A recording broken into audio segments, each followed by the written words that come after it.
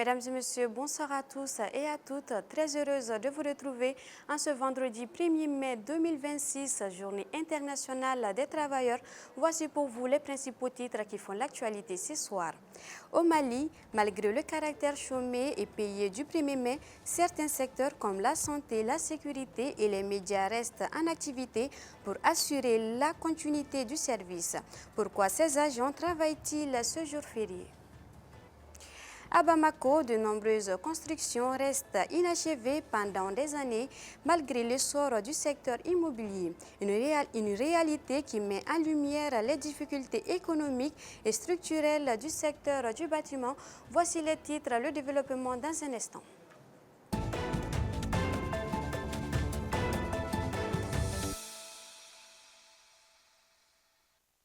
Comme annoncé à l'instant dans les titres, fête du travail au Mali, une célébration sous le signe de la retenue et de l'unité. Cette année, la célébration du 1er mai au Mali intervient dans un contexte marqué par des attaques terroristes. Face à cette situation, les centrales syndicales ont opté pour des communiqués plutôt que des rassemblements appelant à l'unité nationale et à la prière. Reportage Amadou Diara et Lolo Madibati. Première journée internationale des travailleurs est célébrée au Mali par les principales organisations syndicales, notamment l'Union nationale des travailleurs du Mali, UNTM, la Confédération démocratique des travailleurs du Mali, CDTM, et la Confédération syndicale des travailleurs du Mali, CSTM. Mais cette année, le ton est différent. Plusieurs centrales se sont contentées de communiquer pour marquer l'événement. Une sobriété qui s'explique par le contexte sécuritaire. C'est dit qu'il serait opportun de pouvoir cette année renoncer aux festivités du 1er mai, malgré les engagements pris dans ce sens. D'une part pour rendre un hommage aux victimes civiles et militaires, d'autre part pour soutenir le peuple digne et souverain du Mali qui subit en ce moment les conséquences douloureuses de cette situation. Dans leur message, ces organisations appellent à une union sacrée et invitent les Maliens à prier pour la nation. De faire de la méditation pour le pays, parce qu'il faut que nous nous retrouvions autour de l'essentiel qui est le Mali, autour de la paix, et prier pour nos forces armées et de sécurité, et même les civils qui nous ont été arrachés malheureusement lors de ces événements et même des événements passés. Au-delà de ces appels, la fête du travail reste une tribune pour rappeler l'importance du respect des droits des travailleurs. Des syndicats insistent notamment sur la nécessité d'une plus grande équité qu'ils considèrent comme une réponse essentielle à la crise multidimensionnelle qui traverse le Mali. Justement aujourd'hui que ce sont ces failles-là qui sont exploitées par les groupes terroristes pour recruter des jeunes désœuvrés, pour recruter des gens mécontents, pour les amener à attaquer leur patrie. À ces défis s'ajoutent les difficultés liées à l'obtention de documents administratifs. De nombreux citoyens dénoncent également les comportements de certains agents dans les services publics, pointant du doigt des pratiques qui fragilisent davantage la confiance envers l'administration. Ils sont très en retard. Quand on a besoin d'un dossier qui peut être retrouvé en 72 heures, on peut faire jusqu'à 1 mois, 3 mois. Et quant à nous, on considère ça comme une négligence. En cette journée symbolique, notre pays célèbre ses travailleurs dans la sobriété, mais sans renoncer à l'essentiel, l'unité nationale et le respect des droits des travailleurs pour un avenir meilleur. Le 1er mai, reconnu internationalement comme une journée de mobilisation et de revendication pour les droits des travailleurs, est célébré dans de nombreux pays à travers le monde. Pourtant, au Mali, le 1er mai, bien que chômé, payé n'est pas synonyme de repos pour tous. Dans certaines structures étatiques comme privées, l'activité se poursuit en raison de l'impérieuse nécessité sociale de leur mission. C'est le cas des secteurs de la santé, des médias, de la sécurité ou la continuité du service prime. Mais pourquoi les agents de ces services essentiels travaillent-ils ce jour férié? Les éléments de réponse au micro de Mamadou Diakité et Issia Diakité. Nous, en tant que journalistes, nous sommes appelés au service. Moi-même, j'ai animé une émission ce matin. À midi aussi, je dois faire la présentation du journal. Ce n'est pas tous les secteurs qui vont observer ce jour chômé et payé parce que, comme le domaine de la santé, par exemple, peut-être il y aura un service minimum. Les ouvriers aussi, ils ne peuvent pas chômer et payer parce que c'est de ça ils se nourrissent. Donc, impossible pour eux de rester à la maison. Ils doivent subvenir aux besoins de la famille. Par contre, le gouvernement a décidé de chômer cette journée depuis fort longtemps. Alors, nous souhaitons bonne fête à tous les travailleurs. Nous n'avons pas de jours fériés. On n'est pas habitué à chômer, sauf si nous avons un événement familial ou une urgence. Chômer ces jours, ça ne m'arrange pas vraiment. Et la célébration de la journée internationale du travail chez nous, les hommes des médias, elle est différente. Différente parce que notre mission consiste à informer, à sensibiliser le public. Le samedi dernier, plusieurs localités de notre pays ont été attaquées, notamment à Kidal, à Gao, même ici à Bamako, à Kati. Alors, les réseaux sociaux ont été inondés par des fausses informations, des fake news. Alors, notre mission devient encore plus importante d'informer, sensibiliser le public pour éviter la panique. Donc travailler en ces jours chômés, je pense que nous accomplissons notre devoir. Le devoir de satisfaire nos téléspectateurs, le devoir de satisfaire nos lecteurs et le devoir de satisfaire nos auditeurs. En tout cas, les techniciens, non, on n'a pas jour de repos, on n'a pas jour de férié. En tout cas, si le premier, c'est le vendredi, si ça trouve que je dois travailler, je dois venir, on ne connaît pas ça. La télé, c'est 24 sur 24, 7 sur 7. On travaille chaque jour. Il n'y a pas de repos dans notre métier. Nous, les chauffeurs de Sotrama, on n'a pas de repos. Quand tu chômes, tu paieras forcément cette recette. On travaille quotidiennement et une fois fatigué, tu donnes à quelqu'un d'autre. Notre travail n'a pas besoin de repos parce que les gens ont besoin de nous. Nous, on fait des escortes, on fait des gardes du corps et aussi on sécurise des magasins des gens aussi. Donc du coup, si on prend des repos comme ces cas-là, si les gens ont besoin de nous, le temps qu'on va quitter à la maison pour venir intervenir, ça sera très tard, quoi. C'est pour cela que nous, chez nous, il n'y a pas de repos chez nous. Au Mali, le secteur de l'immobilier est en pleine expansion. Il constitue un secteur de rêve pour les investissements. Cependant, à Bamako, il est courant de voir de nombreuses maisons rester inachevées pendant plusieurs années. Cette situation, souvent visible dans les quartiers résidentiels, reflète plusieurs défis auxquels les propriétaires et le secteur de la construction sont confrontés. Cette pratique soulève des questions sur les causes et les enjeux liés à la construction dans notre pays. Reportage Omar Koïda. Ce bâtiment est très populaire dans la capitale malienne, non pas par sa beauté, mais sa longévité en chantier. Communément appelé Djineka Etaji, ce bâtiment de 6 étages à l'hippodrome est en chantier depuis plusieurs décennies. L'étage du Djiné est là depuis plusieurs années. Dieu seul sait pourquoi les travaux sont aux arrêts. De loin, tu observes que certains sont à l'intérieur.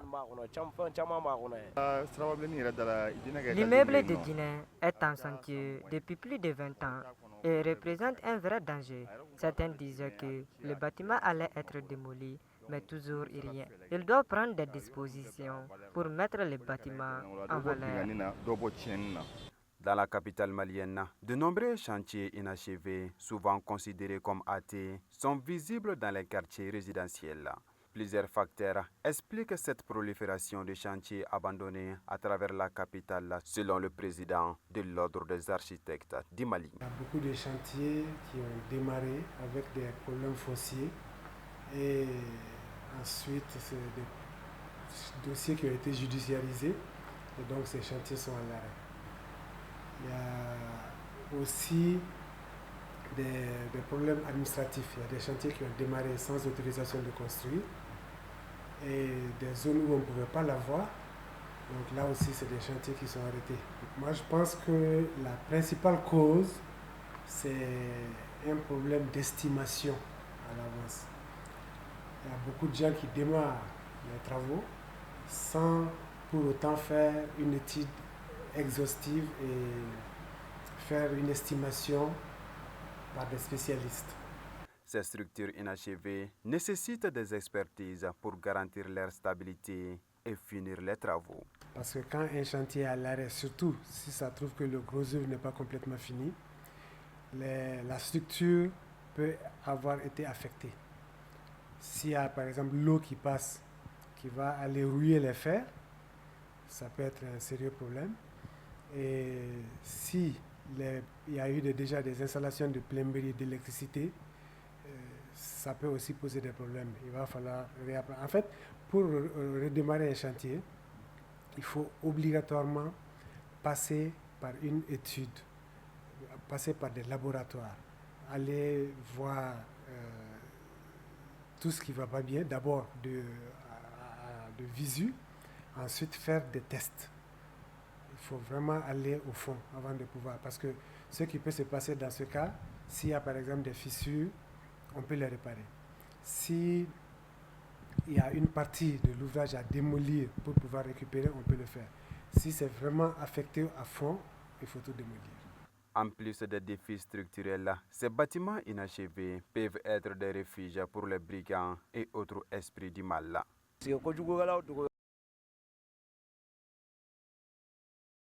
Malfrats. D'autres aussi y vont pour consommer des drogues. D'ici à Bangoni, en passant la zone industrielle là, il y a beaucoup de maisons abandonnées et elles affectent négativement les citoyens. Les autorités doivent revoir la situation et prendre des mesures. Beaucoup de personnes commencent la construction sans faire d'études au préalable. C'est ce qui fait qu'il y a des maisons inachevées partout. Il est temps que les autorités prennent des mesures. Sinon, dans les quartiers résidentiels, il y a des maisons abandonnées dont on ne connaît même pas le propriétaire. Finalement, ces habitations deviennent des refuges des bandits et un danger pour nos enfants. Pour les spécialistes, il est toujours nécessaire de faire une préparation minutieuse pour garantir la réussite, la sécurité et la conformité du projet d'un bâtiment. Au Mali, les gens ne font pas appel aux spécialistes pour les constructions. Par exemple, le problème que vous évoquez, les arrêts de chantier, si vous passez par un spécialiste, en fonction de vos besoins, il va vous faire une évaluation. Ou alors, en fonction de votre budget, il va adapter le projet à votre budget. Ça vous permet au moins, avant de démarrer, de savoir si vous pouvez finaliser. Et le cas échéant, soit vous arrêtez, soit vous faites quand même un échéancier. Et là, ça évite ce problème. En tout cas, ce domaine dynamique est aujourd'hui confronté à de nombreux défis qui exigent l'expertise, innovation et adaptation. Autrefois très répandue dans nos quartiers, la réparation de vélos tend aujourd'hui à disparaître. Entre le manque d'intérêt des jeunes et l'accès facile aux motos, ce métier autrefois indispensable perd peu à peu sa place dans la société. Et c'est désormais un métier exercé par des personnes vieilles. Plus de détails avec Younous Amaïga. Abdoulaye Dambélé, âgé de 63 ans, était un réparateur de vélos depuis de nombreuses années. Avec l'arrivée massive des motos, les vélos se font de plus en plus rares. Cette situation affecte considérablement l'influence des clients dans son garage. Auparavant, on pouvait réparer 50 vélos par jour. Mais aujourd'hui, on a du mal à avoir un seul vélo en réparation. Nous n'avons plus assez de clients parce que les enfants n'aiment plus les vélos. Ils préfèrent la moto. En plus du manque de la clientèle, certaines pièces de vélos sont difficiles à retrouver sur les marchés.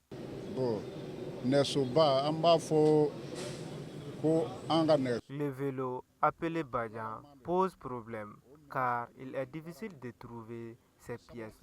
Ceux qui en apportaient ont arrêté, d'où le manque de certaines pièces, ce qui la rend encore plus cher sur le marché.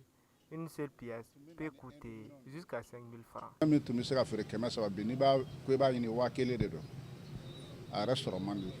Il est plus facile de trouver les pièces de VTT que celles du Badian parce que les gens préfèrent les VTT. Les propriétaires de vélos se plaignent de la rareté des réparateurs de vélos. Partout où tu passes, tu ne vois que les réparateurs de motos. Ceux de vélos sont rares. Malgré les difficultés quotidiennes, les réparateurs continuent de travailler avec dévouement pour subvenir aux besoins de leur famille. On gagne peu et cela nous permet de subvenir aux besoins de notre famille. Depuis que j'ai commencé ce métier, je n'ai pas de difficultés. Si la journée est abondante, je peux réparer 10 vélos par jour, sinon 4 à 5 vélos par jour. Comme un acteur d'autres métiers en péril, les réparateurs de vélos ont de la peine à rejoindre les deux bouts par manque de clientèle. Ce qui fait que beaucoup de réparateurs de vélos se sont convertis en réparateurs de motos ou sur d'autres métiers plus attractifs. Face aux crises multidimensionnelles et aux fake news qui traversent le Mali, l'artiste Youssouf Tapo appelle les Maliens à l'union et à la défense de la patrie.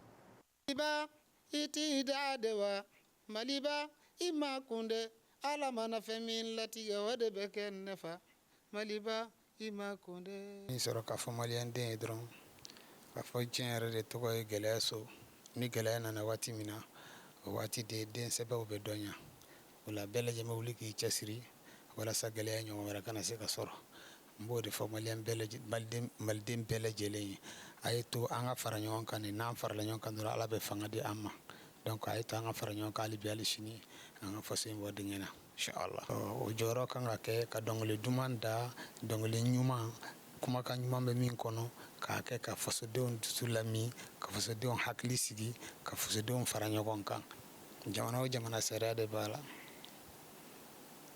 na nyon bisi ga drame chenike sere de kanga ka barake atu sere ka barake mo shigana mo bisigi ni mami fam doro ibe sare wele ka ira ola awa ne ko ni ma fam mo lu ira no ka se sele ke na kere mi nga ka fo ire ba juje yere karsay ni buti ko nyina mo anga bo nga da madiana sinango yara de bembaji ni sinango ya bana nyonche wallahi ka toroti se manga toroti se mo ni sinango ya bana nyonche etene la de fo la kongo ke ne te la de fo la ko ke ninen ay benala dron abela jele mi ide woni ne dem imode on ne modum ina fon tlo masamo ni tlo masamo ya ke chugo mina mbali bela jele entre le metende ay to nga nyogo mine bo so do ni do ono ni yawu kamal iyeta maliba e fila de ni num unde ni yawu kamal iyeta maliba maraka de ni kakolo ni yawu kamal iyeta maliba